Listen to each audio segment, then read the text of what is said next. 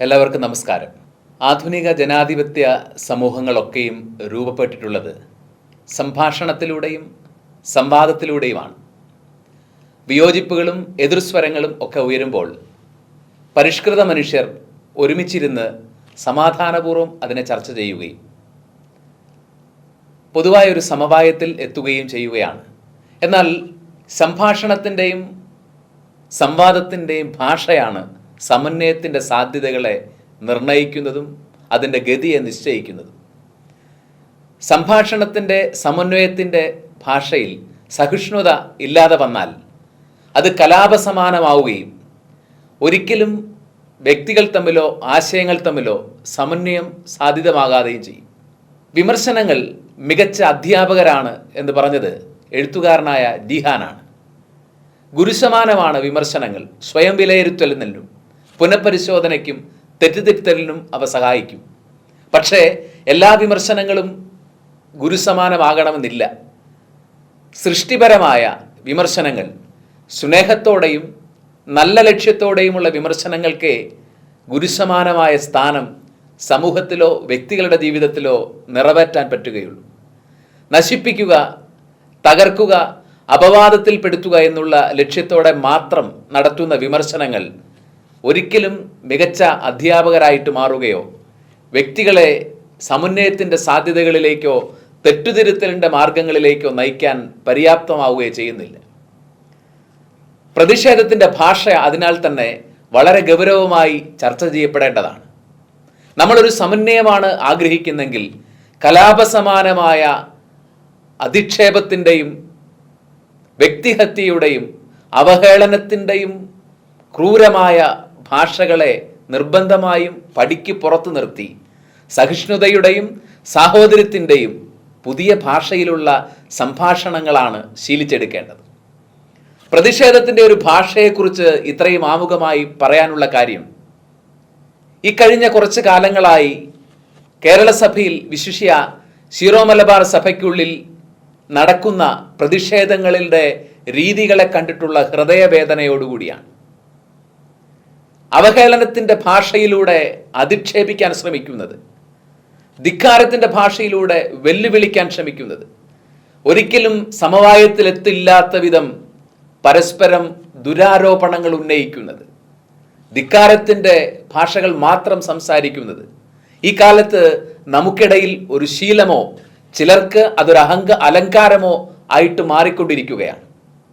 ആരെയാണ് അധിക്ഷേപത്തിൻ്റെ വാക്ചരങ്ങൾ കൊണ്ട് നമ്മളൊരു ശത്രുവിനെ കണക്കിന്ന് നശിപ്പിക്കാൻ ഒരുമ്പെട്ടിറങ്ങുന്നത്? ആരെയാണ് പ്രതിപക്ഷ ബഹുമാനത്തിൻ്റെ തരിമ്പ് പോലും ഇല്ലാതെ നമ്മൾ അവഹേളിക്കാനും നശിപ്പിക്കാനും കോപ്പുകൂട്ടുന്നത്?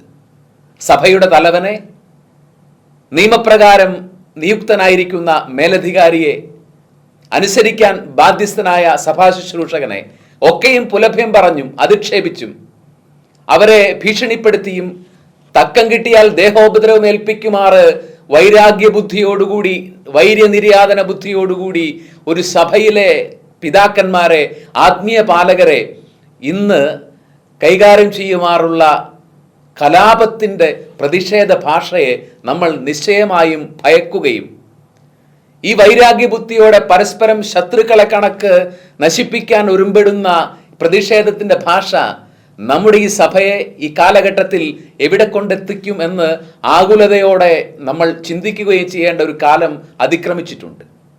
ഈ അടുത്ത കാലത്തുണ്ടായ രണ്ട് പ്രതിഷേധത്തിൻ്റെ ഭാഷകൾ അങ്ങേയറ്റം അപലപനീയവും പരിഷ്കൃത സമൂഹത്തിന് പോലും ഭൂഷണമല്ലാത്ത പെരുമാറ്റത്തിൻ്റെ രീതി എന്ന് പറയുമ്പോൾ അത് ക്രിസ്തീയതയുടെ സകല സീമകളെയും അതിലംഘിക്കുന്നതാണ് എന്നുള്ളത് പ്രത്യേകം പറയേണ്ടതില്ലല്ലോ.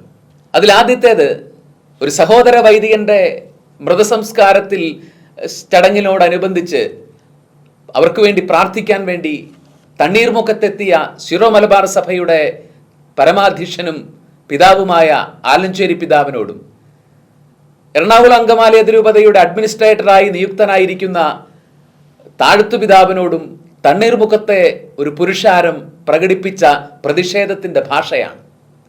ആ വയോധികരുടെ പ്രായത്തെ പോലും പരിഗണിക്കാതെ, അവരുടെ പദവിയെ തെല്ലും മാനിക്കാതെ, ആക്ഷേപങ്ങളാലും അവഹേളനങ്ങളാലും അസഭ്യവർഷങ്ങളാലും ഒത്തുകിട്ടിയാൽ അവരെ ദേഹോപദ്രവം ഏൽപ്പിക്കുമാറ് ആക്രോശിച്ചടുത്തുകൂടിയ ഒരു പുരുഷാരം ഒരു ദേവാലയത്തിന്റെ പവിത്രമായ അങ്കണത്തെയും മൃതസംസ്കാര ശുശ്രൂഷ എന്ന് പറയുന്ന അങ്ങേയറ്റത്തെ മര്യാദയോടുകൂടി പെരുമാറേണ്ട ഒരു കർമ്മത്തിനിടയ്ക്കുമാണ് ഒരു കൂട്ടം ക്രിസ്ത്യാനികൾ ഇങ്ങനെ പെരുമാറുന്നതെന്ന് പറയുമ്പോൾ നമ്മൾ ആരെ തോൽപ്പിക്കാനാണ്, ആരോട് എതിർക്കാനാണ് ശ്രമിക്കുന്നത്?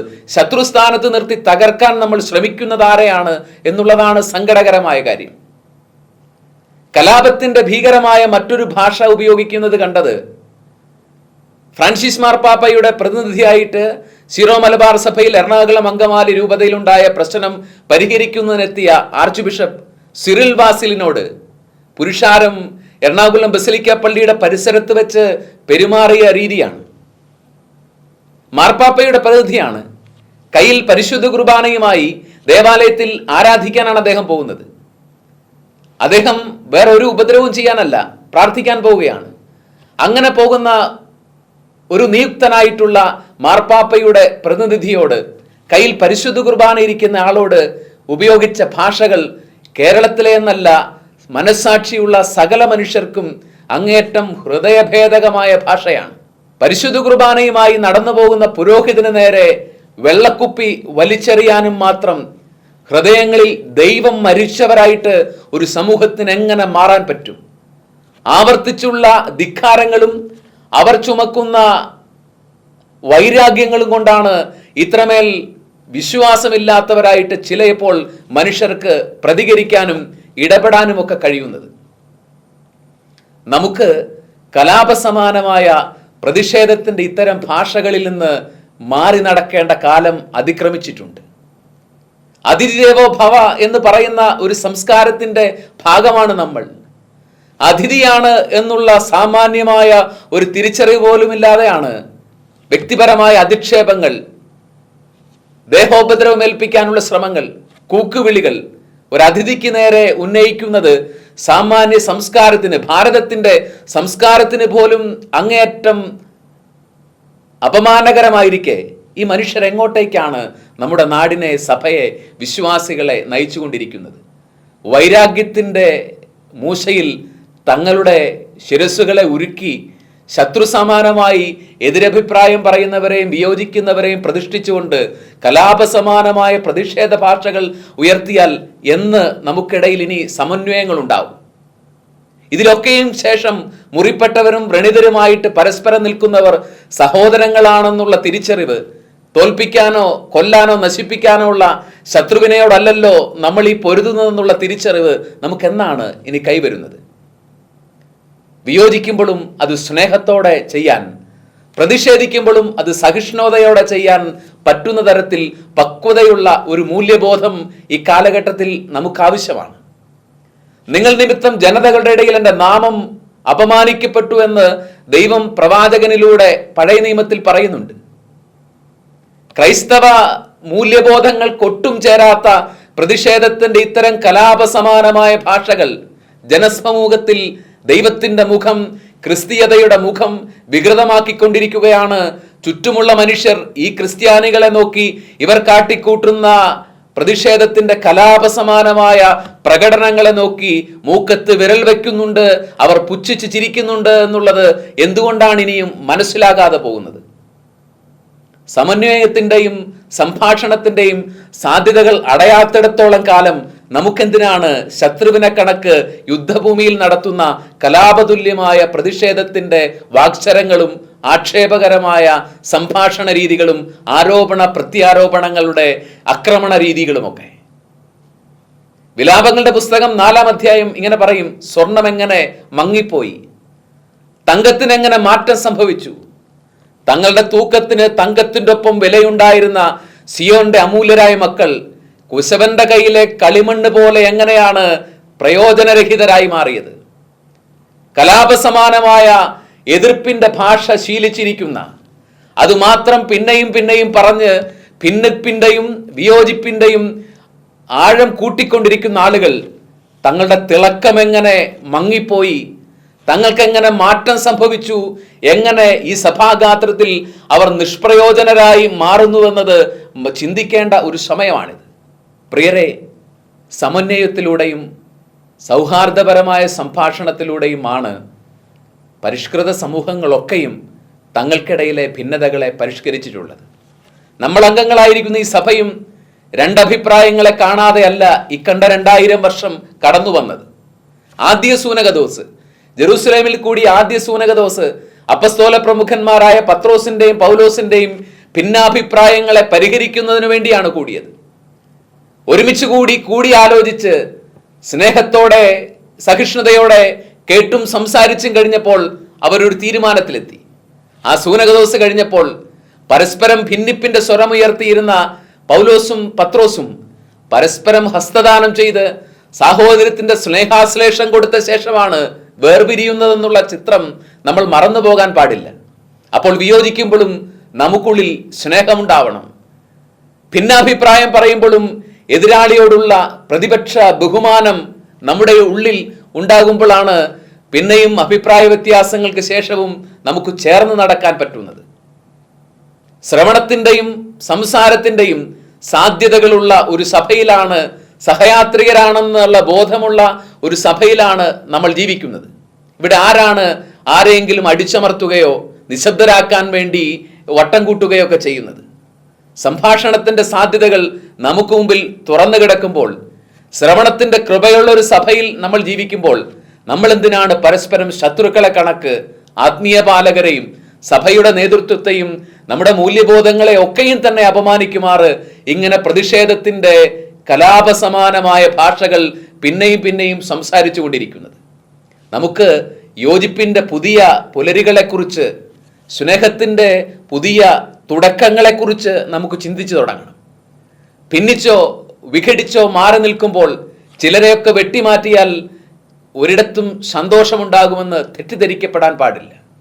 ചേർന്നു നിൽക്കുമ്പോഴാണ്, തെറ്റുകൾ തിരുത്തപ്പെടുമ്പോഴാണ്, ചില പിടിവാശികളൊക്കെ പൊതുനന്മയ്ക്ക് വേണ്ടി നമ്മൾ വേണ്ടെന്ന് വയ്ക്കുമ്പോഴാണ് ഒരുമയുടെയും സംഘാതമായ നിലനിൽപ്പിൻ്റെയും സഹിഷ്ണുതാപരമായ പെരുമാറ്റത്തിൻ്റെയൊക്കെ ആനന്ദം നമ്മൾ അനുഭവിച്ചു കൊടുക്കുന്നത്. ഈ കാലത്ത് ആ ഒരു തിരിച്ചറിവിലേക്കും സ്നേഹത്തിൻ്റെ ഒരു ഭാഷ പ്രതിഷേധിക്കുമ്പോഴും ഉള്ളിൽ സൂക്ഷിക്കാനും വിയോജിക്കുമ്പോഴും ഉള്ളിലെ ആദരവിനും സ്നേഹത്തിനും ഭംഗം വരാതെ സൂക്ഷിക്കാനുമുള്ള ഒരു ബാധ്യത നമുക്കൊക്കെയുമുണ്ട്. പുതിയ തുടക്കങ്ങൾക്കുള്ള സാധ്യത അവസാനിച്ചിട്ടില്ല എന്നുള്ളതാണ് പ്രതിഷേധത്തിൻ്റെ കലാപതുല്യമായ ഭാഷകളെ നമ്മൾ ഉപയോഗിക്കുന്നതിനുള്ള കാരണം. ഈ 20-ാം തീയതി ഒരു പുതിയ തുടക്കത്തിനുള്ള അവസരം നമുക്ക് മുമ്പിലുണ്ട്. സ്വർണം പോലെ മൂല്യമുള്ള ചില മനുഷ്യർ, ഗുരുതുല്യരായ മഹാപണ്ഡിതരൊക്കെയും ആ സമന്വയത്തിൻ്റെ സാധ്യതകളെ വിവേകത്തിൻ്റെ ബുദ്ധിയോടുകൂടി കൂടെയുള്ളവർക്ക് ഉപദേശിച്ചു കൊടുക്കുകയും സഹിഷ്ണുതയുടെയും സംയമനത്തിൻ്റെയും സമന്വയത്തിൻ്റെയും പുതിയ ഭാഷകൾ പറഞ്ഞ് ശീലിപ്പിച്ചു കൊടുക്കുകയും ചെയ്യാൻ മുന്നിട്ടിറങ്ങിയിരുന്നെങ്കിൽ എത്ര നന്നായിരുന്നു. വിശുദ്ധ പൗലോസ് അപ്പോസ്തലൻ എഫേസോസിലെ സഭയ്ക്കുള്ള ലേഖനത്തിൽ ഇങ്ങനെ നമ്മളെ ഉദ്ബോധിപ്പിക്കുന്നുണ്ട്. സമാധാനത്തിൻ്റെ ബന്ധത്തിൽ ആത്മാവിൻ്റെ ഐക്യം നിലനിർത്താൻ ജാഗരൂകരായിരിക്കും. സമാധാനത്തിൻ്റെ ഒരു ബന്ധമാണ് നമ്മുടെ സഭയിൽ ഇക്കാലത്ത് നമ്മൾ രൂപപ്പെടുത്തേണ്ടത്. അതിനൊരു ആത്മാവിൻ്റെ ഐക്യമുണ്ടാവണം. വിയോജിക്കുമ്പോഴും പ്രതിഷേധിക്കുമ്പോഴും സ്നേഹത്തോടും പരസ്പര ബഹുമാനത്തോടും കൂടി അത് ചെയ്താൽ ആത്മാവിൻ്റെ ഐക്യം നമുക്കിടയിൽ കൈമോശം വരാതിരിക്കും. പുതിയ തുടക്കങ്ങളിൽ ആത്മാവിൻ്റെ ഐക്യമുള്ള ഒരു സഭയെ സ്വപ്നം കാണാനും അതിനുവേണ്ടി ത്യാഗപൂർവകമായ ചില നഷ്ടങ്ങളെ ബോധപൂർവം ഏറ്റെടുക്കാനുമുള്ള സഹോദര സ്നേഹത്തിൻ്റെ തെളിവ് ഈ കാലഘട്ടത്തിൽ വെറുപ്പ് ഭരിക്കുന്ന എല്ലാ മനുഷ്യർക്കിടയിലും ഉണ്ടാവട്ടെ എന്നും, പരസ്പരം തമ്മിലടിപ്പിച്ചും പോർവിളിപ്പിച്ചും നമ്മളെ ശത്രുക്കളാക്കി നിർത്തി ആരെങ്കിലും അതിൽ നിന്ന് ലാഭം കൊയ്യുന്നുണ്ടെങ്കിൽ അത്തരം ശത്രുക്കളെയും ഗൂഢലക്ഷ്യക്കാരെയും തിരിച്ചറിയാനുള്ള വെളിച്ചം ദൈവജനത്തിന് ഉണ്ടാവട്ടെ എന്ന് ആശംസിച്ചുകൊണ്ടും നിർത്തുന്നു. നന്ദി.